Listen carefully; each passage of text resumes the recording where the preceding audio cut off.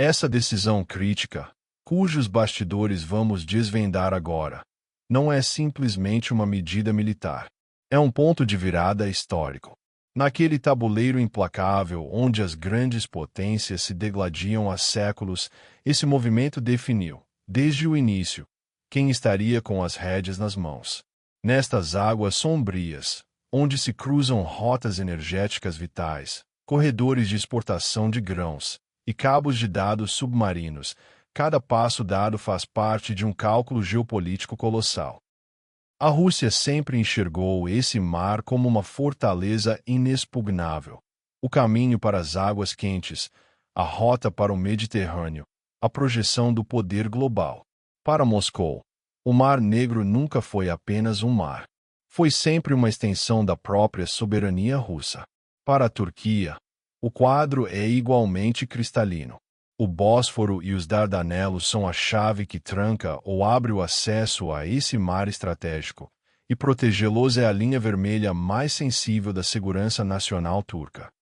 Desde que o estupim da guerra foi aceso, o Mar Negro se transformou no teatro mais imprevisível da história militar moderna. E Ankara jamais ficou de braços cruzados, enquanto o equilíbrio de poder desmoronava. Ela jogou suas cartas de forma cirúrgica, alterando o curso dos acontecimentos de maneira fundamental. Drones Bayraktar TB2, sistemas de mísseis TLG-230, morteiros pesados e munições críticas chegaram às linhas de defesa da Ucrânia como uma enxurrada.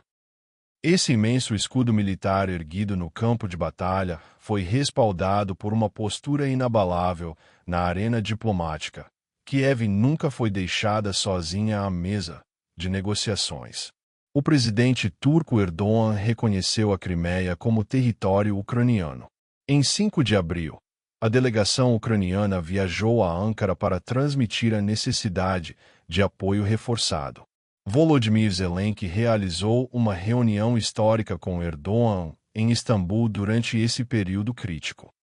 Essa reunião certamente foi acompanhada com assombro pelo Kremlin, porque, a partir do Mar Negro, o destino da guerra pode muito bem ter sido decidido ali. Após o encontro, foram feitos anúncios sobre segurança marítima, energia e projetos conjuntos de infraestrutura de gás no Mar Negro. Mas o movimento que realmente causaria uma sensação caiu como uma bomba bem no meio daquela reunião. A Turquia anunciou a criação de um comando naval componente em Istambul, destinado a gerenciar uma força naval multinacional a ser desdobrada no Mar Negro. O comando será sediado em Anadolu-Kava, no distrito de Beykoz, em Istambul. A escolha do local, por si só, carrega uma mensagem estratégica. Está localizado exatamente no limiar da entrada do Mar Negro, na saída do Bósforo. Essa estrutura, cujo núcleo de pessoal é composto inteiramente por militares turcos, tornou-se operacional em 25 de agosto de 2025. Você pode se perguntar por que uma instalação inaugurada em agosto só está repercutindo agora. Vamos abordar isso em breve, e os 2 países que mencionaremos provavelmente vão te surpreender. Mas, antes, vamos analisar o mandato de missão desse comando. Seu escopo de atribuições é bastante amplo. Segurança da navegação, eliminação da ameaça de minas, proteção de infraestrutura crítica submarina e estabelecimento de estabilidade regional no período pós-guerra. De oleodutos a cabos submarinos, de linhas de transmissão de energia a rotas de navegação comercial, todas as artérias estratégicas do Mar Negro estão dentro da área de responsabilidade desse comando. A estrutura está sendo montada no âmbito da coalizão de voluntários para a Ucrânia. 35 países manifestaram intenção de participar, e 16 confirmaram o envio direto de tropas. Entretanto, as contribuições envolvendo plataformas navais virão exclusivamente dos 3 países do Mar Negro: Turquia, Romênia e Bulgária. Esse detalhe é extremamente crítico, pois preserva o princípio de segurança focado nos estados costeiros, em conformidade com o espírito da Convenção de Montreux sobre o regime dos estreitos. Enquanto uma sede operacional está sendo criada em Paris sob a liderança da França e do Reino Unido, o comando do componente naval foi diretamente atribuído a Ankara.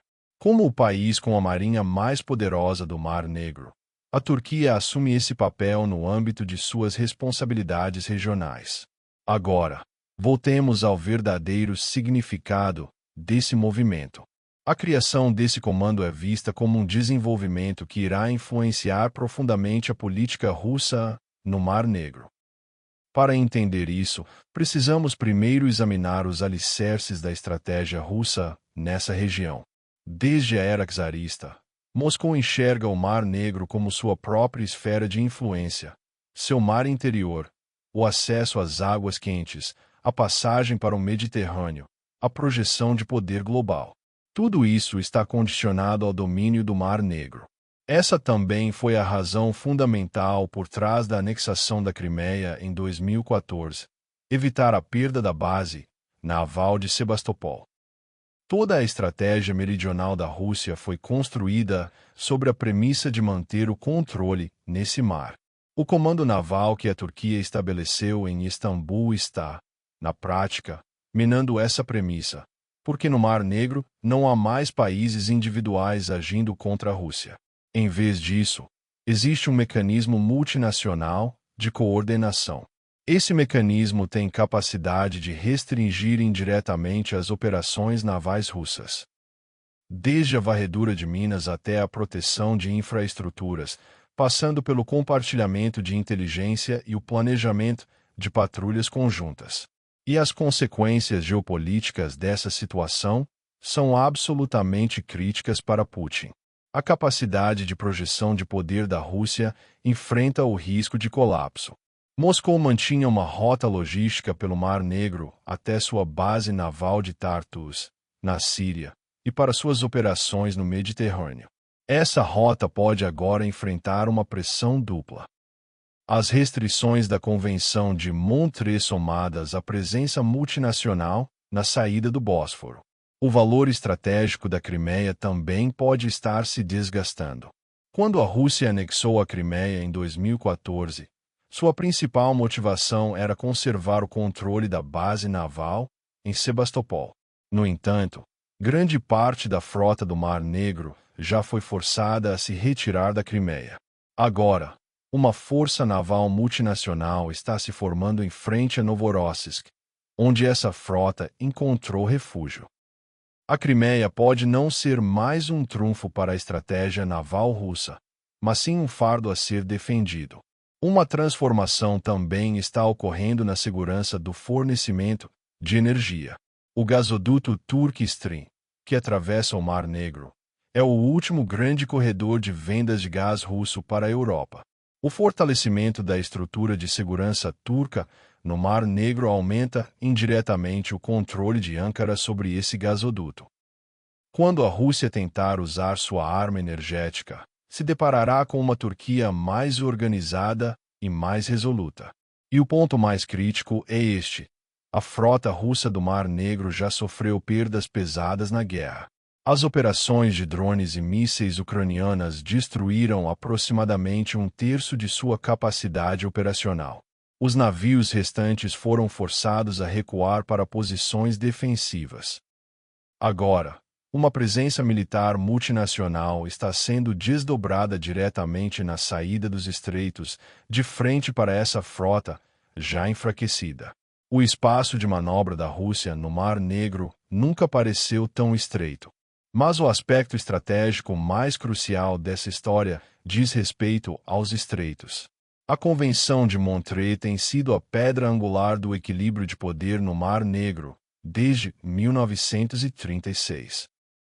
Embora permita a livre passagem de embarcações comerciais em tempos de paz, impõe restrições de tonelagem e duração para navios de guerra. Em caso de guerra, a Turquia tem autoridade para impedir que navios das partes beligerantes transitem pelos estreitos. Com o início do conflito, Ankara exerceu essa autoridade e fechou os estreitos ao trânsito de navios de guerra. Essa única decisão teve consequências devastadoras para a frota russa do Mar Negro. Navios no Mediterrâneo não puderam transitar para o Mar Negro como reforços. Navios avariados no Mar Negro não puderam ser enviados ao Mediterrâneo para reparos. A frota ficou isolada em suas próprias águas, exposta aos ataques ucranianos. Agora, some a isso o Comando Naval Multinacional em Beykoz. Bem na saída dos estreitos, diretamente sobre a linha de vida marítima da Rússia, existe agora uma presença militar organizada. Da perspectiva russa, os estreitos não são mais apenas um ponto de trânsito. Estão se transformando em um gargalo estratégico. E é aqui que o detalhe que realmente inquieta a Rússia entra em cena. Uma informação revelada por uma publicação do Ministério da Defesa turco deslocou todos os equilíbrios para uma perspectiva diferente. O comandante da sede operacional da Força Multinacional para a Ucrânia, o general de divisão francês Jean-Pierre Lafon, e seu vice-comandante, o general de brigada britânico Richard Calovay, visitaram pessoalmente o posto de comando em Beykoz. Altos comandantes militares de 2 membros-chave da OTAN fizeram uma aparição no umbral do Mar Negro. A Turquia enfatiza que essa estrutura não é uma sede da OTAN. Tecnicamente, isso é correto, mas a realidade geopolítica não se limita a definições técnicas. O fato de que comandantes militares da França e do Reino Unido inspecionaram esse posto de comando indica que há uma forte coordenação com a OTAN por trás da instalação. A Rússia pode interpretar exatamente dessa forma. No passado, caracterizou toda a iniciativa ocidental semelhante como um cerco à Rússia. A embaixada russa inicialmente evitou criticar diretamente a Turquia e registrou que apreciava a abordagem equilibrada de Ankara na implementação da Convenção de Montreux. Mas essa sutileza diplomática não esconde o desconforto estratégico de Moscou. Protestos diplomáticos, exercícios militares e contramedidas no Mar Negro estão entre as ferramentas de resposta disponíveis à Rússia. Porém, sua margem de manobra é muito mais estreita do que no passado. Aqui precisamos dar um passo atrás e avaliar a posição estratégica da Turquia. Ankara vinha praticando um complexo ato de equilíbrio com Moscou por anos. A compra do sistema de defesa antiaérea S-400, o gasoduto Turk Stream, a usina nuclear de Akuyu, o volume de turismo e comércio. Havia laços econômicos profundos entre os dois países. Desde o fim da Guerra Fria, a Rússia foi um dos maiores fornecedores de gás natural da Turquia. Uma coordenação foi estabelecida por meio do processo de Astana na Síria, enquanto competição e cooperação se entrelaçavam no Cáucaso e na Líbia. Mas sob toda essa proximidade pragmática existe uma rivalidade profunda que persiste há séculos. As guerras russo-otomanas, a Guerra da Crimeia, as ambições czaristas sobre os estreitos. Em outras palavras, Turquia e Rússia são rivais históricos seculares. A própria Convenção de Montreux é, na verdade, um produto diplomático dessa luta centenária. No 4º ano de guerra, Ankara calculou que manter esse equilíbrio não era mais estrategicamente viável. À medida que o vácuo de segurança no Mar Negro crescia, ou a Turquia preencheria esse vácuo, ou outras potências o fariam. Ankara não permitiu a segunda opção.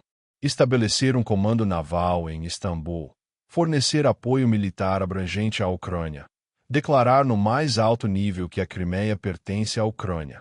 A soma desses movimentos aponta em uma direção específica. A Turquia alinhou-se com o Ocidente no Mar Negro, e esse alinhamento foi reforçado por apoio militar que produz resultados concretos no campo de batalha. Os drones Bayraktar TB2, produzidos pela Baykar Makina, tornaram-se uma das armas que alteraram o curso da guerra. Desde 2019, dezenas de TB2S foram entregues à Ucrânia. Com os novos envios durante o conflito, esse número ultrapassou 60 unidades. Nas primeiras semanas de guerra, comboios blindados russos avançando em direção a Kiev, junto com sistemas de defesa antiaérea e linhas de logística, foram devastados por ataques de TB2. Além disso, a Turquia forneceu veículos blindados Kirpi, munições teleguiadas a laser, metralhadoras pesadas SAM M2, sistemas de guerra eletrônica e equipamentos de proteção. Mas o movimento de longo prazo mais importante é o projeto da Baykar de estabelecer uma instalação de produção na Ucrânia com capacidade anual de 150 drones. A construção dessa instalação, iniciada em 2024, é um investimento diretamente integrado à indústria de defesa ucraniana. Isso não é a ajuda emergencial para um período de guerra. É a infraestrutura de uma parceria estratégica de longo prazo. Mesmo que a guerra termine, essa fábrica continuará produzindo. E essa parceria continuará se aprofundando. Aqui é preciso compreender a ironia estratégica. O país que produz os drones que ajudam a desmantelar a frota russa do Mar Negro é agora também o que gerencia a arquitetura de segurança exatamente do mar onde essa frota encontrou refúgio. Não importa como Moscou analise essa equação, o resultado é sempre o mesmo. A Turquia se tornou simultaneamente o fornecedor de armas e o controlador do mar. Essa é uma posição extremamente poderosa do ponto de vista geopolítico. A Turquia está tecendo uma rede de segurança multicamadas no Mar Negro. Em julho de 2024, Turquia, Romênia e Bulgária estabeleceram o Grupo de Tarefas de Contramedidas de Minas do Mar Negro. Essa força-tarefa opera para neutralizar a ameaça representada por minas à deriva e proteger a infraestrutura submarina crítica. A responsabilidade de comando rota entre os três países a cada 6 meses. Em complemento a isso, a Turquia anunciou que sua marinha irá escoltar em navios-tanque turcos no Mar Negro. Essa decisão foi tomada na sequência de ataque de drones contra embarcações comerciais. Um país que protege sua própria frota comercial com navios de guerra é o sinal mais claro de que condições de guerra de fato prevalecem nessa região. Quando todos esses passos são considerados em conjunto, a imagem que emerge é esta. A Turquia está construindo uma estrutura de segurança coordenada, permanente e multidimensional no Mar Negro. Mas os movimentos de Ankara não se limitam ao Mar Negro. O Ministério da Defesa Nacional também confirmou que uma sede de corpo multinacional da OTAN será estabelecida na Turquia. Essa estrutura, conhecida como MNCTUR, ficará sediada em Adana e deverá ser concluída até 2028, sob comando de um general turco. O 6º Corpo de Adana foi selecionado para essa missão, e as designações de pessoal já foram realizadas. Esse movimento preenche uma lacuna crítica na arquitetura de defesa da OTAN. 8 grupos de combate multinacional, se estendendo da Estônia à Bulgária no flanco oriental da aliança, já formam um muro defensivo contra a Rússia. O MNC na Polônia cobre o flanco norte. O MOX na Romênia cobre o flanco leste e o Mar Negro. Mas no sul não havia nenhum corpo permanente da OTAN na geografia crítica da Turquia, que se abre para o Oriente Médio, o Cáucaso, o Mediterrâneo Oriental e o norte da África. Com um corpo multinacional baseado em Adana, a aliança terá um centro permanente de comando e controle para proteger a Turquia contra a Rússia e ameaças originadas no Mediterrâneo. O corpo de reação rápida em Istambul é valioso, mas sua missão é de intervenção rápida, não de proteção regional permanente. O MNCTUR, no entanto, é uma estrutura completamente diferente. Um centro permanente de planejamento, comando e controle que facilita a integração das forças aliadas. O Plano Regional de Defesa Sul da OTAN abrange o Mediterrâneo, o Cáucaso do Sul, o Mar Negro e o norte da África. Esse plano tomou forma em Vilnius em 2023 e foi consolidado em Washington em 2024. Além disso, Adana abriga a base aérea de Incivlik, onde tropas americanas estão estacionadas. O 6º Corpo, que já tem experiência de trabalho com forças americanas e espanholas, é a unidade mais preparada para essa nova missão. A infraestrutura existente de habitação, saúde e educação minimiza a necessidade de investimentos adicionais. O corpo da OTAN elevará a já elevada importância estratégica da cidade a um novo patamar. Todos esses desenvolvimentos estão se desdobrando no período que antecede a cúpula onde líderes dos países membros da OTAN se reunirão em Ankara, entre 7 e 8 de julho de 2026. A Turquia apoiou o maior exercício da aliança com participação sem precedentes. Participou ativamente da proteção do espaço aéreo báltico. Estabeleceu um comando naval no Mar Negro e está construindo um corpo da OTAN no sul. Ankara está redefinindo o centro de gravidade dentro da OTAN. E ao fazer isso, está simultaneamente salvaguardando seus próprios interesses regionais e se tornando o componente mais crítico da visão de segurança de 360 graus da aliança. Agora, vamos olhar o quadro completo mais uma vez. Um comando naval multinacional está operacional em Istambul. Uma sede permanente de corpo da OTAN está sendo construída em Adana. A proteção com escolta naval do corredor energético foi iniciada no Mar Negro. O grupo de tarefas de contramedidas de Minas está em plena atividade. O apoio militar e diplomático à Ucrânia se aprofunda dia após dia. A Rússia pode continuar a ver o Mar Negro como seu próprio quintal. Mas a Convenção de Montreux permanece como o escudo de Ankara. E por trás desse escudo está agora uma estrutura militar multinacional, um comando naval organizado e um plano de defesa abrangendo todo o flanco sul da OTAN. Putin não vai gostar disso. Mas não há muito que lhe reste a fazer.